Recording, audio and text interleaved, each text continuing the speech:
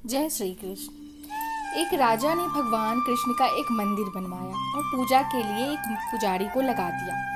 पुजारी बड़े भाव से बिहारी जी की सेवा करने लगे। भगवान की पूजा अर्चना और सेवा टहल करते करते पुजारी की उम्र बीत गई। राजा रोज एक फूलों की माला सेवक के हाथ से भेजा करता था। पुजारी वह माला बिहारी जी को पहना देते थे।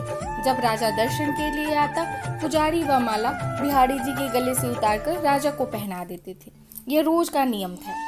एक दिन राजा किसी वजह से मंदिर नहीं जा सका। उसने एक सेवक से कहा, माला लेकर मंदिर जाओ, पुजारी से कहना आज मैं नहीं आ पाऊंगा। सेवक ने जाकर माला पुजारी को दे दी और बता दिया कि आज महाराज का इंतजार ना करें। सेवक वापस आ गया। पुजारी ने माला बिहारी जी को पहना दी। फिर उन्हें विचार आया कि आज तक मैं अपने बिहारी जी की चढ़ी माला राजा को ही पहनाता रहा, कभी ये सौभाग्य मुझे नहीं मिला। जीवन का कोई भरोसा नहीं कब रूठ जाए। आज मेरे प्रभु ने मुझ पर बड़ी कृपा की है। राजा आज आएंगे नहीं तो क्यों न ये माला मैं पहन लूं। ये सोचकर पुजारी ने बिहारी जी से माला उतारकर स्वयं पहन ली। इतने में सेवक आया और उसने बताया कि राजा की सवारी बस मंदिर में पहुंचने ही वाली है। यह सुनकर पुजारी कांप गए। उन्होंने सोचा, अगर राजा ने माला मेरे गले में देख ली तो मुझ पर क्रोधित होंगे। इस भय से उन्होंने अपने गले से माला उतारकर बिहारी जी को फिर पहना दी। जैसे ही राजा दर्शन को आए, पुजारी ने नियम अनुसार फिर से माला उतारकर राजा के गले में पहना दी। माला पहन रहे थे तभी राजा को माला में एक सफेद बाल दिखा। राजा को सारा माजरा समझ आ गया कि पुजारी ने माला स्वयं पहन ली थी और फिर निकालकर वापस डाल दी होगी। पुजारी ऐसा छल करता है, यह सोचकर राजा को बहुत गुस्सा आया। उसने पुजारी से पूछा, पुजारी जी ये सफेद बाल किसका है? पुजारी को लगा अगर मैं सच बोलता हूँ तो राजा दंड दे देंगे, इसलिए जान छुड़ाने के लिए पुजारी ने कहा, महाराज यह सफेद बाल तो बिहारी जी का है।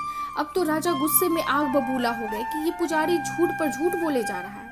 भला बिहारी जी के बाल भी कहीं सफेद होते हैं? राजा ने कहा, पुजारी अगर यह सफेद बाल बिहारी जी का है तो सुबह श्रृंगार के समय मैं आऊंगा और देखूंगा कि बिहारी जी के बाल सफेद हैं या काले।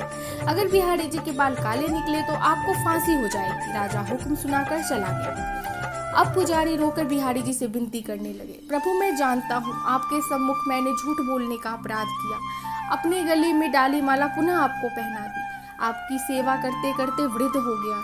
यह लालसा ही रही कि कभी आपको चढ़ी माला पहनने का सौभाग्य मिले। इसी लोभ में यह सब अपराध हुआ। मेरे ठाकुर जी, पहली बार यह लोभ हुआ और ऐसी विपत्ति आ पड़ी है। मेरे नाथ अब यह नहीं होगा ऐसा अपराध। आप ही बचाइए, नहीं तो कल सुबह मुझे फांसी पर चढ़ा दिया जाएगा। पुजारी सारी रात रोते रहे।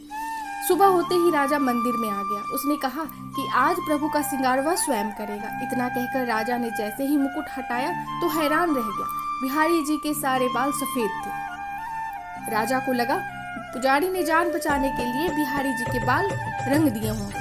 गुस्से में तमतमाते हुए उसने बालों की जांच करनी चाहिए, बाल असली है या नकली। यह समझने के लिए उसने जैसे ही बिहारी जी के बाल तोड़े, बिहारी जी के सर से खून की धार बहने लगी। राजा ने प्रभु के चरण पकड़ लिए और क्षमा मांगने लगा।